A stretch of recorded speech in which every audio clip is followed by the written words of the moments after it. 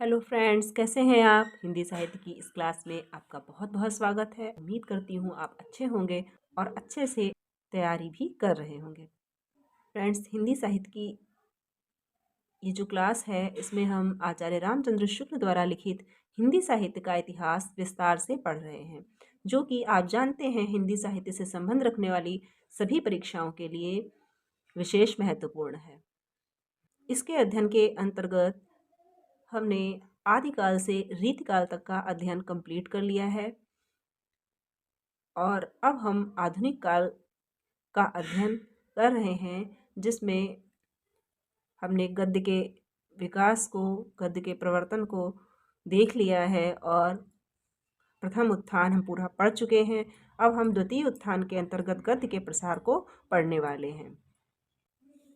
ये जो आधुनिक काल आचार्य शुक्ल की पुस्तक में दिया हुआ है, इसमें चाहे वो गद्य का विकास हो प्रथम उत्थान से पहले का, या प्रथम उत्थान के अंतर्गत खड़ी बोली गद्य का विकास हुआ, या प्रकरण 2 के अंतर्गत गद्य के प्रवर्तन में विभिन्न संस्थाओं का खड़ी बोली गद्य के विकास में योगदान हो, या हिंदी गद्य साहित्य के प्रसार में विभिन्न व्यक्तियों का योगदान हो, ये सब आपका असिस्टेंट प्रोफेसर के सिलेबस में जो तीसरी यूनिट लगी है उसके अंतर्गत ये सब दिया हुआ है। गद्य का विकास ये पूरा आप अगर आचार्य शुक्ल से पढ़ेंगे तो आपको वहाँ पर ये बहुत हेल्प करने वाला है। ये पूरा आपकी तीसरी यूनिट के पॉइंट 1 पॉइंट 2 को कवर करेगा, तो इस लिहाज से आप इसको बिल्कुल बारीकी से पढ़ें। और ये सभी वीडियोस चैनल पर उपलब्ध हैं, आप वहाँ जाकर देख सकते हैं, नोट्स वगैरह बना सकते हैं। ये पूरा का पूरा विस्तार से पढ़ सकते हैं कि विभिन्न व्यक्तियों का और संस्थाओं का हिंदी गद्य साहित्य के प्रसार में क्या योगदान रहा है। स्वतंत्रता आंदोलन के समय राष्ट्रभाषा का क्या स्वरूप था और किस प्रकार से विभिन्न व्यक्तियों और संस्थाओं ने इसको आगे बढ़ाने में अपना योगदान दिया। तो इससे आपको तीसरी यूनिट के पॉइंट 1 और 2 को समझने में, क्लियर करने में थोड़ा आपको हेल्प हो जाएगा। तो आइए देखते हैं। द्वितीय उत्थान के अंतर्गत अब हम देखने वाले हैं गद्य साहित्य का प्रसार। द्वितीय उत्थान के भीतर गद्य साहित्य का निर्माण इतने परिमाण में और इतने रूपों में हो गया कि हम उसका निरूपण कुछ विभाग करके कर सकते हैं। जब द्वितीय उत्थान संवत 1950 के बाद आया तो गद्य साहित्य का निर्माण इतने अधिक परिमाण में हो गया, इतने रूपों में हो गया कि हम उसका निरूपण उसको कुछ विभागों में करके कर सकते हैं। सुविधा के लिए अर्थात सुविधा के लिए हम 4 विभाग कर सकते हैं: नाटक, उपन्यास, कहानियां, निबंध और आलोचना। नाटक, अब सर्वप्रथम नाटक को देखते हैं। जैसा कि पहले कहा जा चुका है, भारतेंदु के पीछे नाटकों की ओर प्रवृत्ति बहुत कम हो गई। नाम लेने योग्य अच्छे मौलिक नाटक बहुत दिनों तक दिखाई ना पड़े। भारतेंदु के बाद नाटकों की ओर प्रवृत्ति लेखकों की कम हो गई। नाटक कम मात्रा में लिखे जाने लगे तो मौलिक नाटक बहुत दिनों तक दिखाई ही ना पड़े, केवल अनुदित नाटक ही सामने आते रहे। अनुवादों की परंपरा अलवत चलती रही। यही परंपरा, अनुवाद करने की परंपरा चलती रही। बंग भाषा के अनुवाद, बंग भाषा से जो नाटक हिंदी में अनुदित हुए उनके विषय में दिया हुआ है। बाबू रामकृष्ण वर्मा द्वारा वीर नारी, कृष्णा कुमारी और पद्मावती नाटकों का उल्लेख पहले हो चुका है। ये नाटक जिनके बंग भाषा से रामकृष्ण वर्मा ने हिंदी में अनुवाद किए।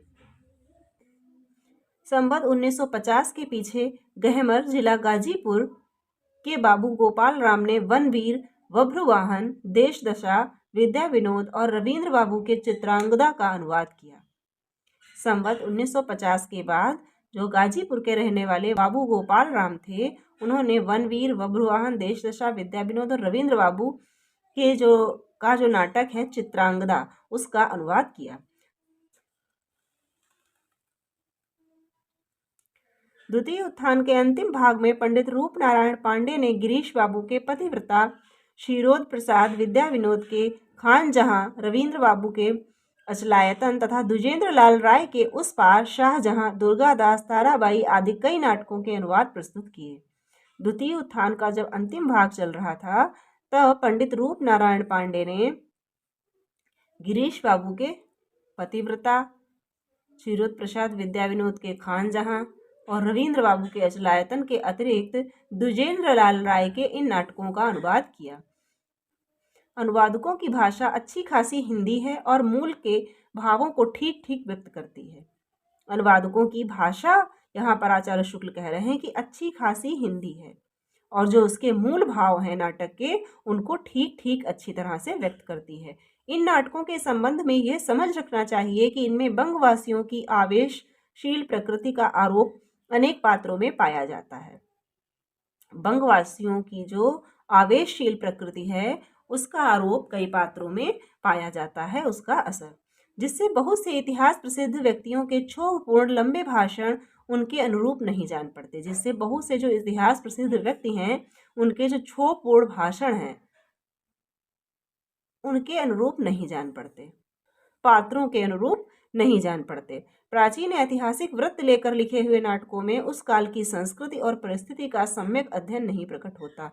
प्राचीन ऐतिहासिक वृत्त जो लेकर लिखे गए हैं नाटक, उनमें उस काल की संस्कृति और परिस्थिति का सम्यक अध्ययन नहीं प्रकट होता है। जो ऐतिहासिक नाटक हैं, वो काल और परिस्थिति से मैच नहीं करते हैं, समानता नहीं रखते हैं।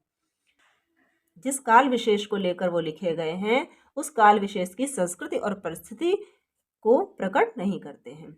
अंग्रेजी के अनुवाद, अब अंग्रेजी के जो अनुवाद हुए हैं वह यहाँ पर दिए हुए हैं। जयपुर के पुरोहित गोपीनाथ M.A. ने संवत 1950 के कुछ आगे पीछे शेक्सपियर के इन 3 नाटकों के अनुवाद किए। किसने? पुरोहित गोपीनाथ ने 1950 के कुछ आगे या पीछे लगभग इसी समय शेक्सपियर के 3 नाटकों के अनुवाद किए, जिसमें रोमियो जूलियट का उन्होंने प्रेमी लीला के नाम से अनुवाद किया, एज यू लाइक इट और वेनिस का व्यापारी, इन 3 नाटकों के अनुवाद किए। उपाध्याय बद्री नारायण चौधरी के छोटे भाई पंडित मथुरा प्रसाद चौधरी ने संवत 1950 में मैकबेथ का बहुत अच्छा अनुवाद साहसेंद्र साहस के नाम से प्रकाशित किया। बद्री नारायण चौधरी के छोटे भाई कौन थे? मथुरा प्रसाद चौधरी। मथुरा प्रसाद चौधरी ने 1950 में शेक्सपियर का जो नाटक है मैकबेथ, उसका बहुत अच्छा अनुवाद किया। उसका शीर्षक था साहसेंद्र साहस। इसके उपरांत 1967 के लगभग हैमलेट का एक अनुवाद जयंत के नाम से निकला। इसके बाद शेक्सपियर के नाटक हैमलेट का अनुवाद निकला 1967 में, जो वास्तव में मराठी अनुवाद का हिंदी अनुवाद था, जो पहले अंग्रेजी से मराठी में अनुवाद किया गया और फिर मराठी से हिंदी में अनुवाद किया गया। वास्तव में मराठी अनुवाद का हिंदी अनुवाद था। तो नाटकों की स्थिति कुछ इस प्रकार की थी। अब देखते हैं संस्कृत के अनुवाद, संस्कृत नाटकों के जो हिंदी अनुवाद हुए। संस्कृत के नाटकों के अनुवाद के लिए राय बहादुर लाला सीताराम बीए सदा आदर के साथ स्मरण किए जाएंगे। कौन? राय बहादुर लाला सीताराम बीए। भारतेंदु की मृत्यु से 2 वर्ष पहले ही उन्होंने संस्कृत काव्यों के अनुवाद में लग्गा लगाया। भारतेंदु की मृत्यु से 2 वर्ष पहले ही उन्होंने संस्कृत काव्यों के, संस्कृत जो काव्य थे उनके अनुवाद में लग्गा लगाया, अर्थात अनुवाद करना प्रारंभ किया। लग्गा लगाया मतलब शुरू किया। और 1940 में मेघदूत का अनुवाद घनाक्षरी शब्दों में प्रकाशित किया और 1940 में, संवत 1940 में मेघदूत का घनाक्षरी शब्दों में अनुवाद प्रकाशित किया। इसके उपरांत वे बराबर किसी न किसी काव्य नाटक का अनुवाद करते रहे। इसके बाद भी वे किसी न किसी काव्य नाटक का अनुवाद करते रहे। संवत 1944 में उनका नागानंद का अनुवाद निकला। किसका? राय बहादुर लाला सीताराम का नागानंद का अनुवाद निकला। फिर तो धीरे धीरे उन्होंने मृच्छकटिक, महावीर चरित, उत्तर रामचरित, मालती माधव, मालविका अग्निमित्र का भी अनुवाद कर डाला। यद्यपि पद्य भाग के अनुवाद में लाला साहब को वैसी सफलता नहीं हुई, पर उनकी हिंदी बहुत सीधी सादी, सरल और आडंबर शून्य है। पद्य के अनुवाद में उनको उतनी सफलता नहीं मिली, परंतु उनकी हिंदी बहुत सीधी सादी, सरल और आडंबर शून्य थी, अर्थात आडंबर से मुक्त थी। संस्कृत का भाव उसमें इस ढंग से लाया गया है कि कहीं संस्कृतपन या जटिलता नहीं आने पाई है। संस्कृत का भाव इस तरह से है कि जो संस्कृतपन या संस्कृत की जो जटिलता है वो उसमें नहीं आ पाई है। भारतेंदु के समय में वे काशी के क्वींस कॉलेज के सेकेंड मास्टर थे। पीछे डिप्टी कलेक्टर हुए और अंत में शांतिपूर्वक प्रयाग में आ रहे, जहां 2 जनवरी 1937 को उनका साकेतवास हुआ। भारतेंदु के समय वे काशी के क्वींस कॉलेज के मास्टर थे। पीछे फिर वे डिप्टी कलेक्टर हो गए और शांतिपूर्वक प्रयाग में आकर रहने लगे, जहां पर उनकी 1937 में मृत्यु हो गई। संस्कृत के अनेक पुराण ग्रंथों के अनुवादक, रामचरितमानस, बिहारी सतसई के टीकाकार, सनातन धर्म के प्रसिद्ध व्याख्याता मुरादाबाद के पंडित ज्वाला प्रसाद मिश्र ने वेणी संहार और अभिज्ञान शाकुंतल के हिंदी अनुवाद भी प्रस्तुत किए। इसने संस्कृत के अनेक पुराण ग्रंथों के अनुवादक, रामचरितमानस, बिहारी सतसई के टीकाकार और सनातन धर्म के प्रसिद्ध व्याख्याता, जिनका नाम था पंडित ज्वाला प्रसाद मिश्र, इन्होंने वेणी संहार और अभिज्ञान शाकुंतल के हिंदी अनुवाद भी प्रस्तुत किए। संस्कृत की रत्नावली नाटिका हरिश्चंद्र को बहुत पसंद थी और उसके कुछ अंश का अनुवाद भी उन्होंने किया था। संस्कृत में जो रत्नावली नाटिका लिखी गई है वो हरिश्चंद्र जी को बहुत प्रिय थी और उसका उन्होंने कुछ अंशों का अनुवाद भी किया है, पर पूरा ना कर सके, परंतु वह अनुवाद पूरा नहीं हो सका। भारत मित्र के संपादक, हिंदी के बहुत ही सिद्ध हस्तलेखक बाबू बाल मुकुंद गुप्त ने उक्त नाटिका का पूरा अनुवाद अत्यंत सफलतापूर्वक किया। भारत मित्र के जो संपादक हैं बाल मुकुंद गुप्त, उन्होंने फिर रत्नावली नाटिका का पूरा अनुवाद किया और ये अनुवाद सफल रहा। संवत 1970 में पंडित सत्यनारायण कविरत्न ने भवभूति के उत्तर रामचरित का और पीछे मालती माधव का अनुवाद किया। किसने? सत्यनारायण कविरत्न जी ने। कविरत्न जी के ये दोनों अनुवाद बहुत ही सरस हुए, जिनमें मूल के भावों की रक्षा का भी पूरा ध्यान रखा गया है। इनके ये अनुवाद बहुत ही सरल और सरस हुए और इसमें जो मूल भाव था वो भी सुरक्षित रहा, मूल भावों की रक्षा भी की गई है। नाटक का मूल भाव बिखर नहीं पाया है। पद्य अधिकतर ब्रजभाषा के सवैयों में हैं, जो पढ़ने में बहुत मधुर हैं। जो पद्य इन्होंने रखे हैं वो ब्रजभाषा के सवैयों में रखे हैं। सवैया छंद है और ब्रजभाषा है, जो पढ़ने में बहुत मधुर हैं। इन पद्यों में खटकने वाली केवल 2 बातें कहीं कहीं मिलती हैं। इन पद्यों में 2 बातें खटकने वाली हैं। आचार्य शुक्ल लिखते हैं, पहली बात तो यह कि ब्रजभाषा साहित्य में स्वीकृत शब्दों के अतिरिक्त वे कुछ स्थलों पर ऐसे शब्द भी लाए हैं जो एक भूभाग तक ही परिमित हैं, जैसे चाहे वह ब्रजमंडल के अंतर्गत ही क्यों न हो। तो ऐसे शब्दों का भी उन्होंने प्रयोग किया है जो एक ही भाग तक परिमित हैं। शिष्ट साहित्य में ब्रजमंडल के भीतर बोले जाने वाले सब शब्द नहीं ग्रहण किए हैं। जो शिष्ट साहित्य में ब्रजमंडल में बोले जाते हैं वो सभी शब्द उन्होंने ग्रहण नहीं किए हैं। ब्रजभाषा देश की सामान्य काव्य भाषा रही है। ब्रजभाषा देश की सामान्य काव्य भाषा तो रही ही है, अतः काव्यों में उसके वे ही शब्द लिए गए हैं जो बहुत दूर तक बोले जाते हैं और थोड़े बहुत सब स्थानों में समझ लिए जाते हैं। उदाहरण के लिए सिदौसी शब्द लीजिए, जो खास मथुरा वृंदावन में बोला जाता है पर साहित्य में नहीं मिलता। दूसरी बात यह है कि कहीं कहीं श्लोकों का पूरा भाव लाने के प्रयत्न में भाषा दुरूह और अव्यवस्थित हो गई है। श्लोकों का भाव कहीं अव्यवस्थित ना हो जाए, इसको संभालते संभालते उनकी भाषा कहीं पर दुरूह और अव्यवस्थित हो गई है, ऐसा आचार्य शुक्ल कहते हैं पंडित सत्यनारायण कविरत्न के विषय में, जिन्होंने उत्तर रामचरित और मालती माधव के संस्कृत से हिंदी में अनुवाद किए हैं। मौलिक नाटक। काशी निवासी पंडित किशोरी लाल गोस्वामी ने प्रथम उत्थान के अंत में 2 नाटक लिखे थे, चौपट चपेट और मयंक मंजरी। किशोरी लाल गोस्वामी ने भी प्रथम उत्थान के अंत में 2 नाटक लिखे थे, जो हैं चौपट चपेट और मयंक मंजरी। इनमें से प्रथम तो एक प्रहसन था, जिसमें चरित्रहीन और छल कपट से भरी स्त्रियों तथा लुच्चों लफंगों आदि के विभत्स और अश्लील चित्र अंकित किए थे चौपट चपेट में। दूसरा 5 अंकों का नाटक था, जो श्रृंगार रस की दृष्टि से 1948 में लिखा गया था।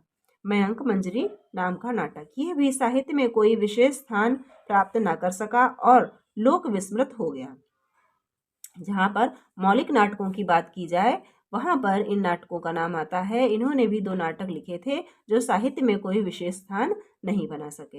हिंदी के विख्यात कवि पंडित अयोध्या सिंह उपाध्याय की प्रवृत्ति इस द्वितीय उत्थान के आरंभ में नाटक लिखने की ओर भी हुई थी और उन्होंने रुक्मिणी परिणय और प्रद्युम्न विजय व्यायोग नाम से 2 नाटक लिखे थे। अयोध्या सिंह उपाध्याय ने भी रुक्मिणी परिणय और प्रद्युम्न विजय व्यायोग 2 नाटक लिखे थे। ये दोनों नाटक उपाध्याय जी ने हाथ आजमाने के लिए लिखे थे।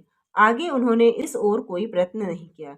ये नाटकों में अपना हाथ आजमाने के लिए उन्होंने 2 नाटक लिखे थे प्रयोग के तौर पर, परंतु आगे उन्होंने नाटक लिखने का कोई प्रयास नहीं किया। पंडित ज्वाला प्रसाद मिश्र ने संस्कृत नाटकों के अनुवाद के अतिरिक्त सीता वनवास नाम का एक नाटक भी लिखा।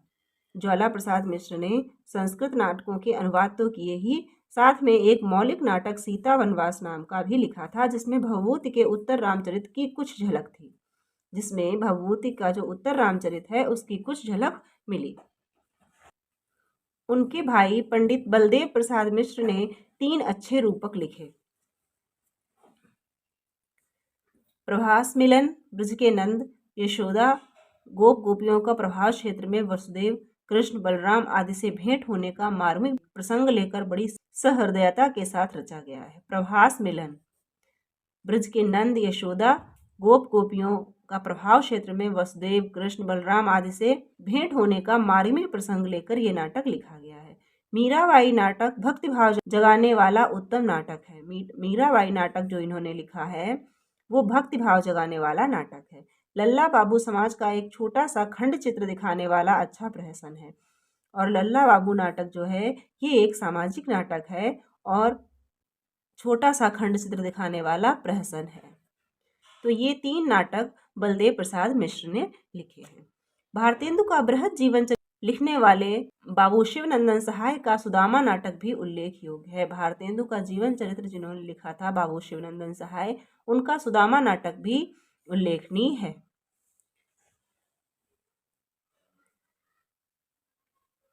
इन मौलिक रूपकों की सूची देखने से यह लक्षित हो जाता है कि नाटक की कथा वस्तु के लिए लोगों का ध्यान अधिकतर ऐतिहासिक और पौराणिक प्रसंगों की ओर ही गया है।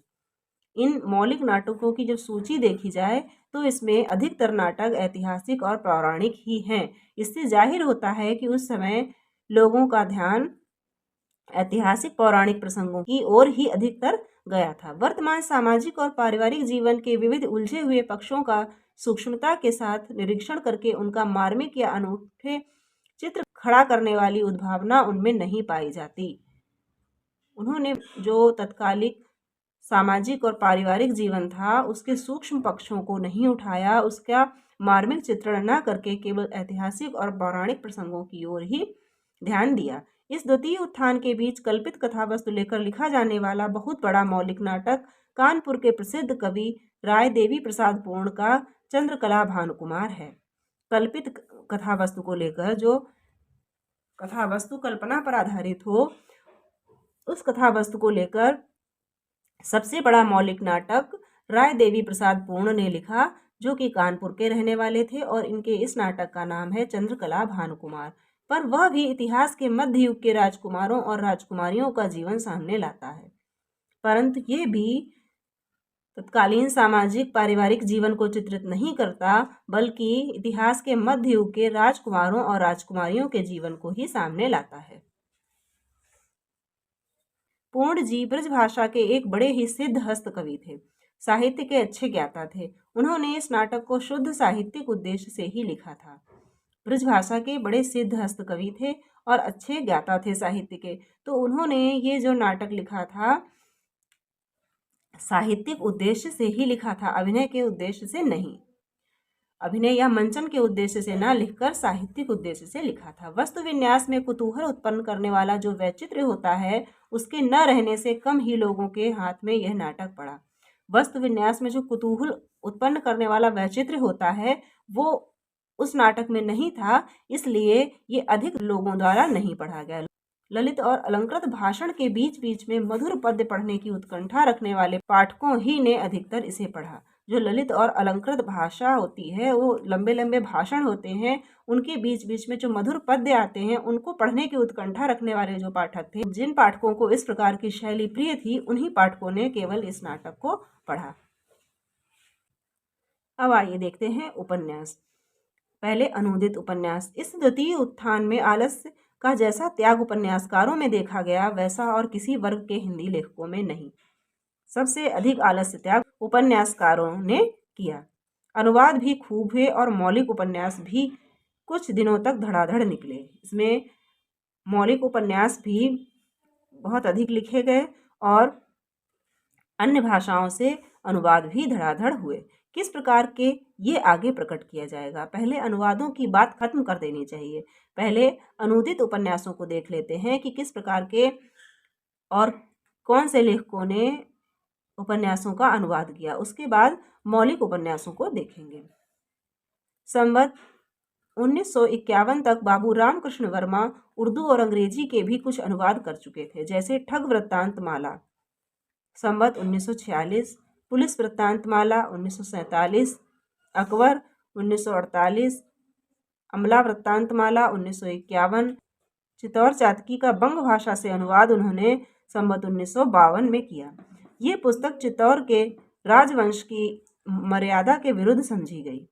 जो चित्तौर चातकी पुस्तक का अनुवाद उन्होंने किया, ये चित्तौर राजवंश की मर्यादा के विरुद्ध समझी गई और इसके विरोध में यहाँ तक आंदोलन हुआ कि सब कॉपियां गंगा में फेंक दी गईं और इस उपन्यास की इतनी निंदा हुई, इतना विरोध हुआ कि इसकी सभी कॉपियां गंगा में फेंक दी गईं।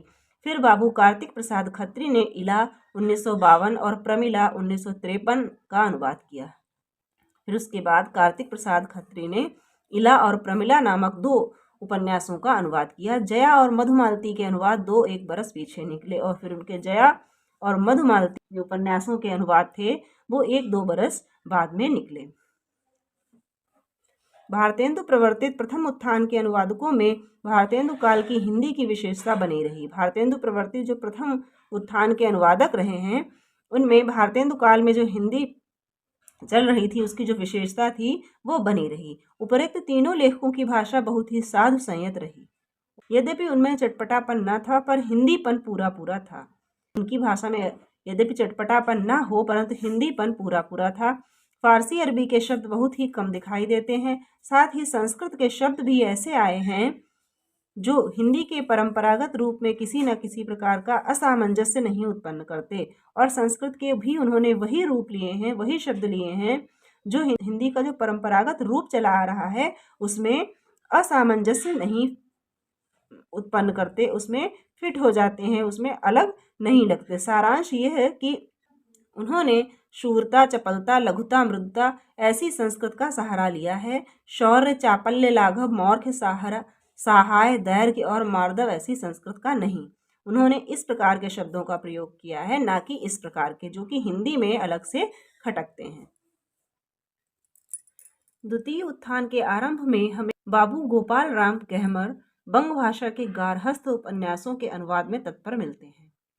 द्वितीय उत्थान का जब आरंभ होता है तब बाबू गोपाल राम बंग भाषा के गार्हस्थ गृहस्थी वाले उपन्यासों के अनुवाद में तत्पर मिलते हैं। उनके कुछ उपन्यास तो इस उत्थान अर्थात संवत 1957 के पूर्व लिखे गए, जैसे चतुर चंचला 1950 में ही लिखा गया, भानुमति 1951 में, नए बाबू 1951 और बहुत से इसके आरंभ में, जैसे बड़ा भाई 1957। मतलब कुछ उन्होंने प्रथम उत्थान के अंत में लिखे और कुछ इसके आरंभ में अर्थात द्वितीय उत्थान के आरंभ में लिखे, जैसे बड़ा भाई 1957, देवरानी जेठानी 1958, दो बहन 1959, तीन पतोहू 1961 और सास पतोहू। ये इस प्रकार के घर गृहस्थी वाले सामाजिक उपन्यास उन्होंने लिखे। भाषा उनकी चटपटी और वक्रतापूर्ण है। भाषा उनकी चटपटी है और वक्रतापूर्ण है।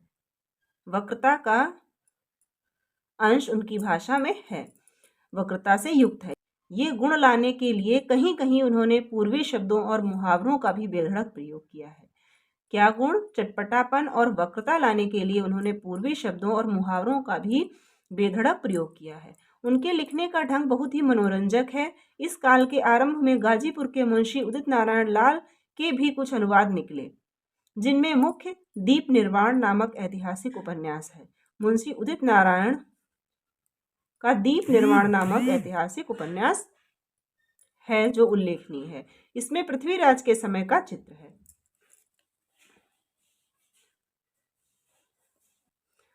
इस उत्थान के भीतर बंकिम चंद्र, रमेश चंद्र दत्त, हरण चंद्र रक्षित, चंडीचरण सेन, शरत बाबू, चारुचंद्र इत्यादि बंग भाषा के प्रायः सब प्रसिद्ध उपन्यासकारों की बहुत सी पुस्तकों के अनुवाद तो हो ही गए।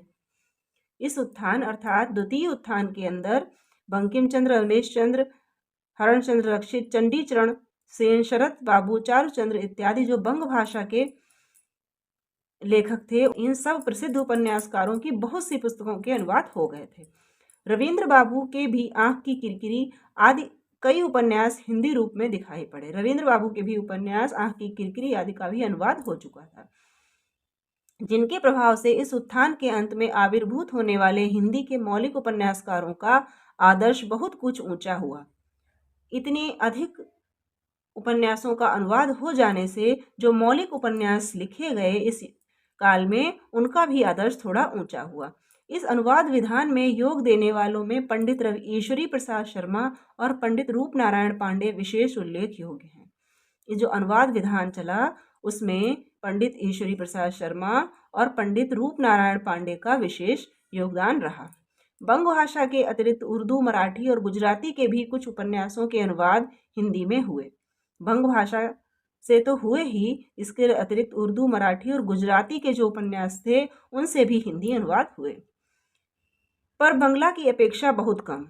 जितने बंगला से हिंदी में अनुदित हुए उपन्यास उतने इन भाषाओं के नहीं हुए। काशी के बाबू गंगा प्रसाद गुप्त ने पूना में हलचल आदि कई उपन्यास उर्दू से अनुवाद करके निकाले। काशी के बाबू गंगा प्रसाद ने पूना में हलचल आदि कई उपन्यास उर्दू से अनुवादित किए। मराठी से अनुदित उपन्यासों में बाबू रामचंद्र वर्मा का छत्रसाल बहुत उत्कृष्ट है, और मराठी से जो अनुवाद हिंदी में किए गए उनमें बाबू रामचंद्र वर्मा का छत्रसाल बहुत उत्कृष्ट है। अंग्रेजी के 2 ही 4 उपन्यासों के अनुवाद देखने में आए, जैसे रेनॉल्ड्स कृत लैला और लंदन रहस्य। ये एक ही आध उपन्यास अंग्रेजी से हिंदी में अनुदित हुए। अंग्रेजी के प्रसिद्ध उपन्यास टॉम काका की कुटिया का भी अनुवाद हुआ। अंग्रेजी का जो प्रसिद्ध उपन्यास है इसका भी अनुवाद हुआ। अनुवादों की चर्चा यहीं समाप्त कर अब हम मौलिक उपन्यासों को लेते हैं। अनुवादों की चर्चा यहीं समाप्त होती है। इतने ही उपन्यासों के अनुवाद उल्लेखनीय हैं, उल्लेख योग्य हैं, इसीलिए इतने उपन्यासों का यहाँ पर आचार्य शुक्ल ने जिक्र किया है। इसके बाद अब बारी आती है मौलिक उपन्यासों की, कि मौलिक उपन्यासों की उस काल में क्या स्थिति थी। तो इन मौलिक उपन्यासों की स्थिति को हम देखेंगे अगले वीडियो में। तब तक के लिए अगर वीडियो आपको अच्छा लगे तो लाइक कर दीजिएगा, और अगर नहीं अच्छा लगता है तो आप डिसलाइक भी कर सकते हैं, और किस कारण से आपको अच्छा नहीं लगा है ये आप कमेंट में ज़रूर बताएं, और जो भी आपका सुझाव हो उसको भी मेंशन करें, तो उस पर भी काम किया जा सके। और अगर चैनल को सब्सक्राइब नहीं किया है तो सब्सक्राइब करके बेल आइकन प्रेस कर दें, ताकि इसी प्रकार के वीडियोज़ आपको आगे भी मिलते रहें।